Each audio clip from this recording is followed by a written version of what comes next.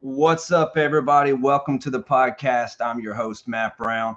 If you're new here, don't forget to hit that subscribe button so I can bring you more hot content.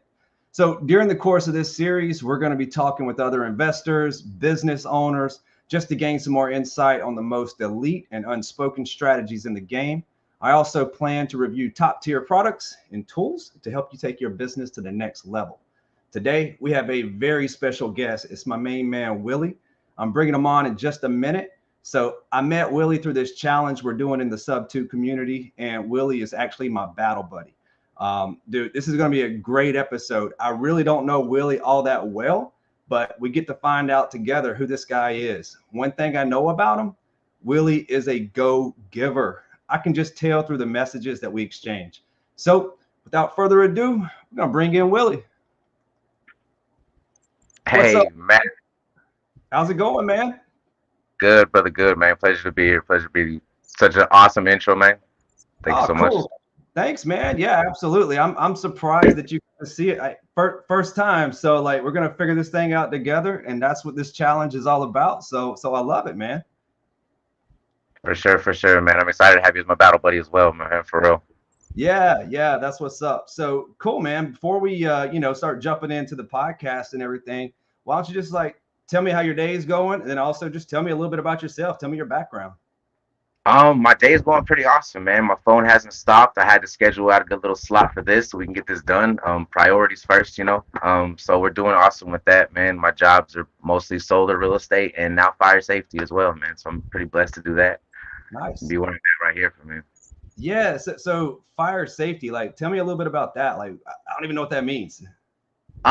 What I really do is pretty much go into homes. I offer a demo for families, set them up with an escape plan, things of that nature, kind of offer them some tools, peeper locator stickers, things of that nature. Just kind of inform them of how things have changed, some of the new drills that we might enforce or try to kind of put into implementation for people, you know, in their homes, regular schedules, you know, something like doing fire drills in the dark. I mean, Yeah. something you might not have been used to. We also offer some services as far as monitoring some supplies and products that actually have been known to help save lives. And um, Yeah. thank thank God that we've actually had never had a loss of life due to failure of one of our products, right? So that's one of the biggest things we're proud of. Yeah, man, that's so cool. So, like, if I were to ask a further question about that, I mean, how do you find leads? Like, how do you find your customers for that type of industry?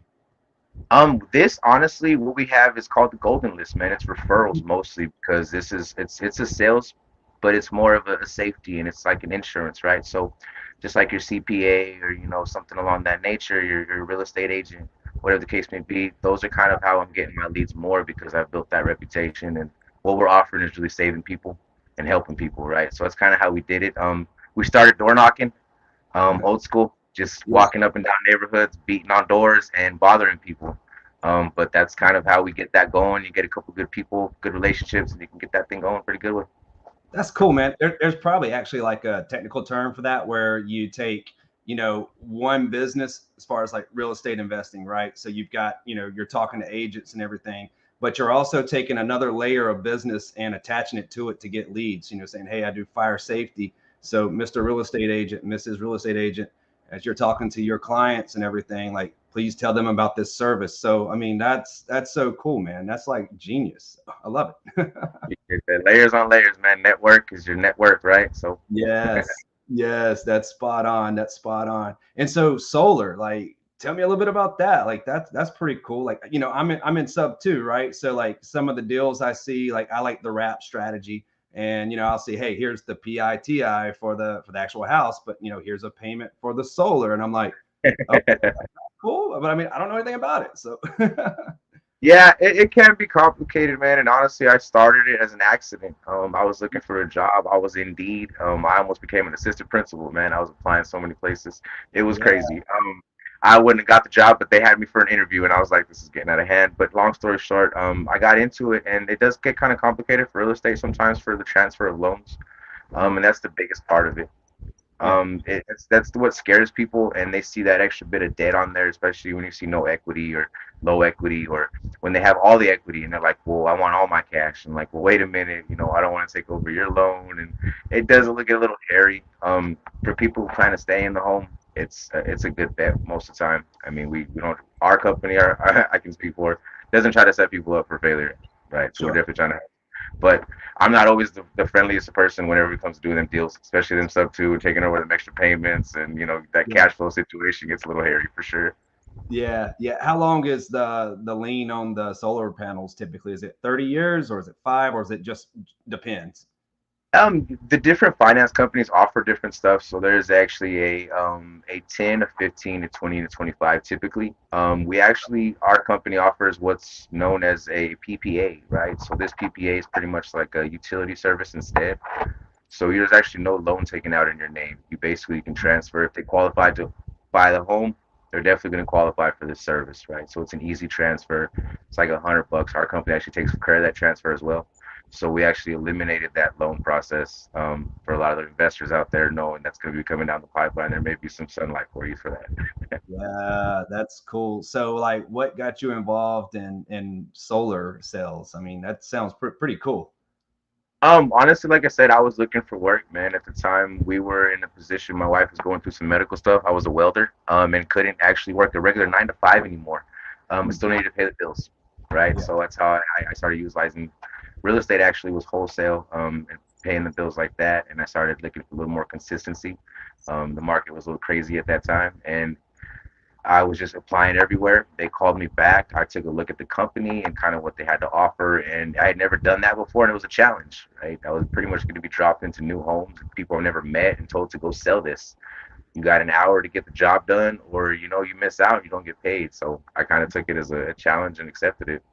yeah, yeah. That it's definitely it's almost like a cold call, right? I mean, you're going into a cold lead and trying to like warm them up to the product and convince them. So you really have to flex those sales skills and connect to the customers. So it's crazy, man. And so you do a little bit of wholesaling as well. Like what would you say is like your primary job or entrepreneurship? Like what's focus number one, and then the order to the second and third, and maybe there's a fourth and fifth I don't know about. There's a lot, honestly, man, more than I can probably name. But primarily, I am focused on the real estate aspect of my life and the fire aspect of the life. Right, like you said, the wholesale, it is what my bread and butter was. So mostly, I was still assigning, but more I'm getting more into the creative terms. So I'm no negotiating that stuff, making it easier for the buyers. I mean, I know what they're looking for and how they're looking for it. So I'm kind of just putting myself in the middle of that, building a little capital myself, and Yeah. looking for some equity partners soon, and that sort of thing to kind of get that ball rolling and keep holding. Outside of that, it's the fire safety. Just because I like what we're doing with that, we're saving lives. Just the knowledge that we're breaking to people, the free tools we're giving to them when they sit down with me is beneficial. I mean, and the more people we can spread that to, the better. Yeah, yeah, no, that's so cool. And you said there's many others. I think you said before that you're into music as well. Like you were shooting a Yeah, video. Like that sounds pretty yeah. dope. I've actually done music's actually how I found real estate. Surprisingly, I like to tell people, it's kind of cliche, but every rapper wants to be a dope boy, and every dope boy wants to be a rapper. Yeah, Um, right. I was the latter of the two, man, and I was an entrepreneur at the same time. I knew I had to find a better way to live my life. Yeah, So I'm on YouTube, YouTube University, learning how to earn my publishing and learn all the ASCAP stuff and really own my music and all the rights to it. yeah, Learning how to do things like, doing for games, just kind of get to kind of publish your rights. Anyway, I'm doing my own merchandise, and a Max Maxwell commercial comes on YouTube. One nice. of the host guys from way back in the day, Yeah, 2019, 18.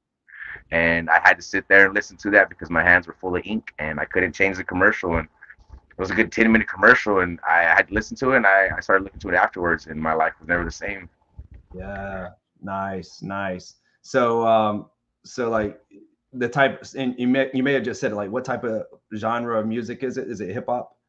Yeah, mostly hip hop, man. I don't have the prettiest of voices, but since a kid, I've been a writer. Yeah, So poetry was my thing, and I was encouraged as a kid more and more to kind of push that because of the poetry. I was more of a self-reflective kind of poet.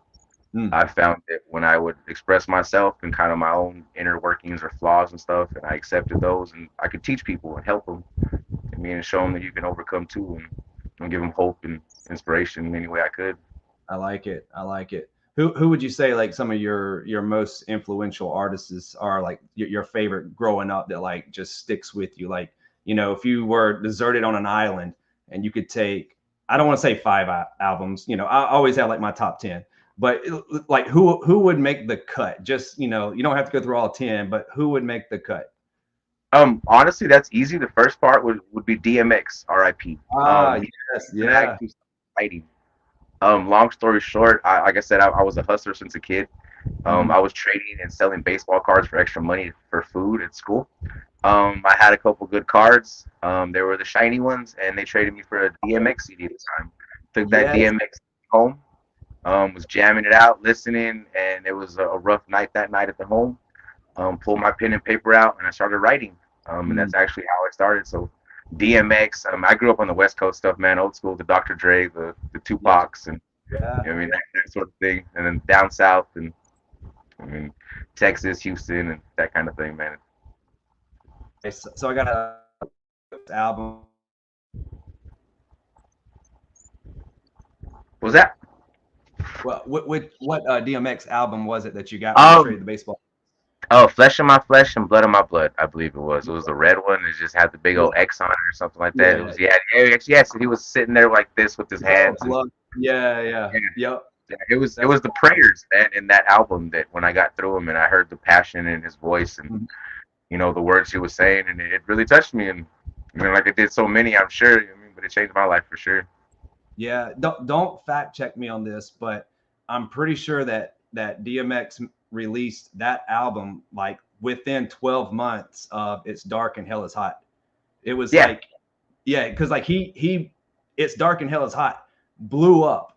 And so Rough Riders was trying to get the label like launched, right? They were just like pouring into all these different artists and it wasn't really hitting.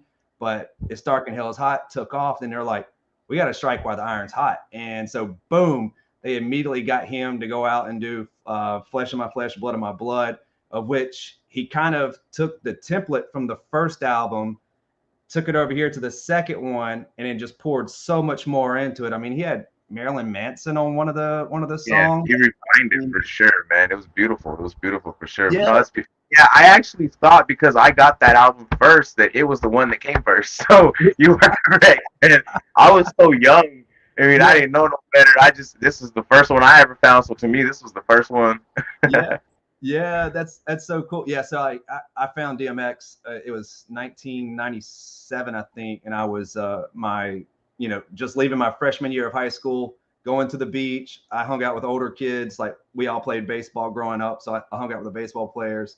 And my buddy Jackie had that album. It's Dark and Hell is Hot. And I was like, oh crap, man, this is fire. This guy's coming out of left field.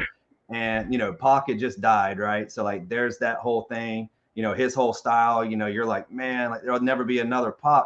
But then X comes out and you're like, holy crap, this guy, this is It filled the insane. void. Yes, yeah, yeah, exactly, exactly.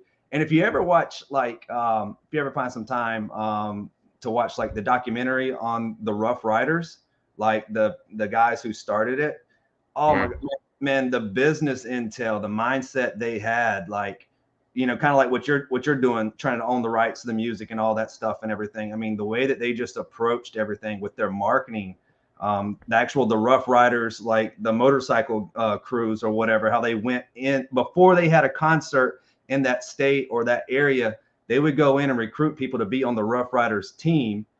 Then they would go do their world tour, and then like they had the Rough Riders in the streets promoting it, and it would sell out like crazy. And it's just like genius, genius. Yep. Beautiful. Yeah. Those were definitely guys that I idolized, man. I looked up to the Swiss Beats and like you said, the Yeah, CEOs at the time. I mean, yeah. Jay-Z, my favorite artist, but as a businessman, that boy can't be touched, man. It's absurd. Things Yes, he's yes. Agreed, agreed. I would say, and it's funny you say that because I mean Jay-Z is like my number one favorite of all time. I mean, I really like Drake a lot. Like old school Drake, not really like the last 2 years Drake. Yeah, yeah. Back Drake.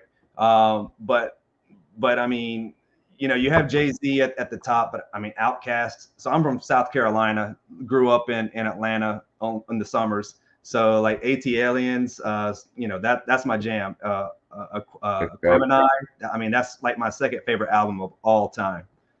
So Beautiful, yeah, beautiful. crazy stuff. So let me ask you this, like, you know, you've got all these things going on as far as you've got wholesaling, you've got the fire safety sales, you've got the solar panels.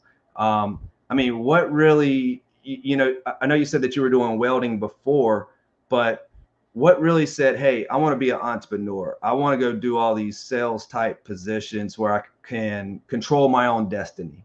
Like, what made you decide, hey, I'm going to stick this path instead of like just going back and trying to apply for a W-2 job, trying to be that assistant principal or anything else, right? I mean, you can go back and try that anytime, but what's saying, man, for Willie, this is the path. Like, this is what I'm doing. Like, what's driving you to do that? Honestly, I think I never really fit in. As much as I wanted to, I was a poor ghetto child with an intelligent brain, so I was put around kids of privilege and resources. So I didn't necessarily fit with them. At the same time, home life was volatile. Where I grew up in a small town, you had 3 or 4 options. You worked for the mines, for the nuclear waste plant, or you worked in the oil field, right? And you Wow. had no life. And at the best, you know, you could move up in those companies and hope to one day maybe take 2 vacations a year. Mm, And I had dreams. I had a big imagination. I was pretty much left to raise myself, so I had a very miscrewed conception of how life was supposed to be. I didn't understand how bad I had it. mm, So when I seen these things on TV and that kind of, not so much the fame, but the people overcoming and like the DMXs, and I seen those kind of stories and I could relate to them. And I looked in my own life and seen how many people depended on me, how many I saved, and how I was still able to kind of tell my story, and people were drawn to it for whatever reason. I couldn't accept the 9 to 5. I made way too much money in the streets mm. than I ever would have at the regular 9 to 5s, and I was like, I can't live like this either, because that was my dad's past, and I wanted to teach my people a better way. So that's why I fell in love with the music and those sort of things that pushed me towards that, and just stop trying to fit the mold and just Right. accept opportunities as they came for once. Try to teach my people to do the same. I love it. I love it. And it's hard to do, right? I mean, it's easier said than done, you know, right? Anybody can stand from afar, look at it from outside and say, hey, this is what you should be doing. You shouldn't be looking at this. You should be going this direction. But to be in it and to not, you know, be a victim of it, you know, per se, and to figure out, hey, listen, I have more options than what's presented to me right now. I just have to think outside the box. I got to push. I got to turn pain into passion, into purpose, and go get it. And dude, man, I admire that about you, Willie. Man, that is so cool. I mean, I can just see Thank, that fire thank you. in you. Just, yeah, man, that's pretty dope. And I mean, and I think, you know, that's what, that type of person is what a sub 2 student, you know, becomes, right? Or that's what type of person sub 2 attracts. You know, especially like the early days of sub 2. You know, I mean, it's up to like 10 or 11,000 students now. About 11, I think, yeah. It's insane. But you know, I've only been in the program for a little over a year. But I mean, to see the people that were, you know, before me, I think you've been in a little bit longer than me, but to see like those first few that come in to say, you know, hey, I can join a community. I can, you know, spar with high caliber investors. I have no problem writing a check and paying for a mentorship because I know I can go get it back based on I'm a hustler. I got skill set. I got opportunities. I'll create opportunities, you know, It's and that, man.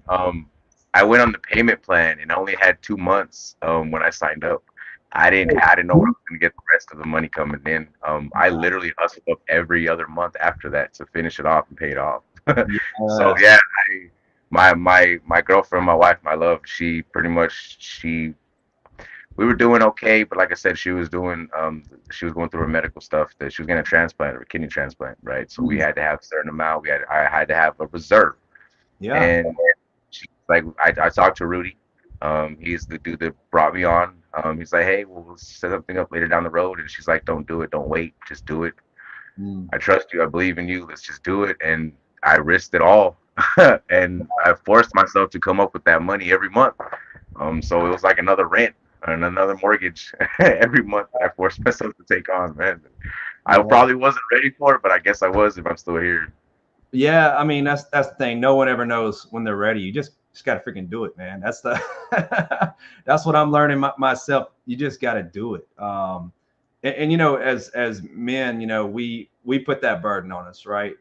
You know, you wanna better yourself in an unselfish way because you're the provider, you're the foundation. And I'm not saying that in a sexist way because I know women I are don't know. providers too as well. But you know, we carry a lot on our shoulders because we're the fighters. We're the ones that are going to protect and not really show that much emotion, you know, to our wives, our partners, whatever, because we want to be able to be strong and providers. And it's stressful, man. It is, like you said, it's risk. It's like, for one, you want to make sure you convince your partner that, hey, this is a good idea.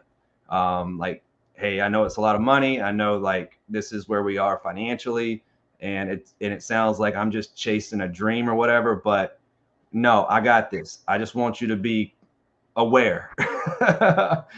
And then, like, you know, then you walk away from that conversation, you're like, holy shit, what did I just do? Like, man, pressure is on. Now I've got to deliver.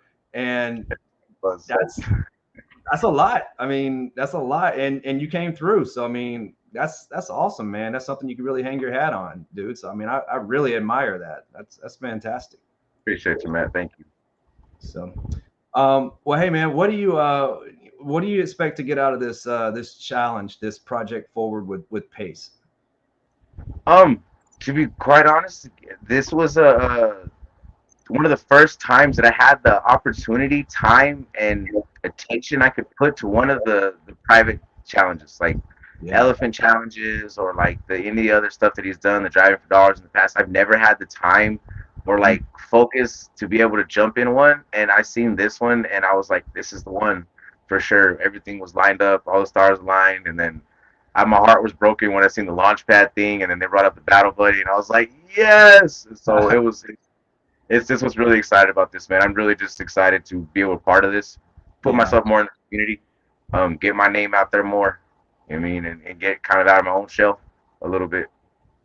Yeah, I like it, man. That's awesome. That's awesome. Well, yeah, like whenever I kind of missed one of those Zooms somehow. I mean, I'm not technically savvy in any way, shape, or form. Like, you know, just even losing emails is like one of my flaws. But I Right. somehow, yeah, I mean, I somehow missed one of those emails, and I even had it on my calendar. Look for the email because he said there's going to be a record or a Zoom on this certain day. And I was like, oh crap, I missed it or whatever. And then finally got a chance to get back in there, and I'm like, I'm gonna find the battle buddy. I'm gonna find the person or whatnot. And I just scrolled through and I saw your name. I was like, that's the one. I was like, God's telling me, like, just put your name next to him, shoot him a text, and tell him it's on. So Beautiful thing. Beautiful thing. yeah, yeah. So hey, well, we're coming up pretty close to the end of the show, right? So, you know, with this podcast thing, I mean, I have no idea where it's going, but I think it's pretty cool. I'm gonna try to keep it going. I don't even have a name for this thing yet, and I think that's like the coolest part about it as well, just to keep moving forward, figure it out later, figure it out as you go, try to bring some value to the guest and then to anyone else that ever sees this. You know, I want to ask you know, some questions, like some wrap up questions. I don't really have those lined out yet, but you know, one thing for you, Willie, before we wrap it up, like, what advice would you give to the world right now? Let's say that this takes off. This is like the hottest podcast out there, and this is to reach thousands of ears. Like, what do you want them to remember you saying? No pressure. Okay, I like this. I know, right? Um, or, trust people to be who they are. And trust yourself to believe in yourself. Mm, that's good, man. It's so simple, right? But it's heavy. I mean, it's like, you know, less is more, right? You didn't ramble. I mean, it was just like straight to the point, man. That really resonates. That's and that's what I mean, not just sub two community, but that's what, you know, community in general means, is to be able to just be yourself, and to be able to trust those that have your back, and to be able to collaborate with them and lift them up, and just, you know, 1% better every day. So, man, I love that. I love that. Well, if this thing ever gets published and goes out there on YouTube and everything else, do you want people to find you? If you want people to find you, how can they find you? Like what do you want to say? Pretty simple, man. As it posts up, my name right there. I think it's popping over right in here somewhere. Yep, Wesley Nahar. Pretty simple. That's where I'm found everywhere. My YouTube channel. I mean, if not, it's Drew Sue. DRUTZU. That's my artist name. And other than that, I mean, I don't think I'm really hard to find. I mean, you type in my name and I will pop up in Google. I promise. Nice. That's awesome. That's what it's all about. So cool, man. Well, I can't thank you enough, Willie. This is podcast number 1, man. So like you're here from day one to start it. So I really appreciate it. And I'll catch up with you later. Okay. Honor and a pleasure, man. You made this fun. Thank you. All right. See you, brother.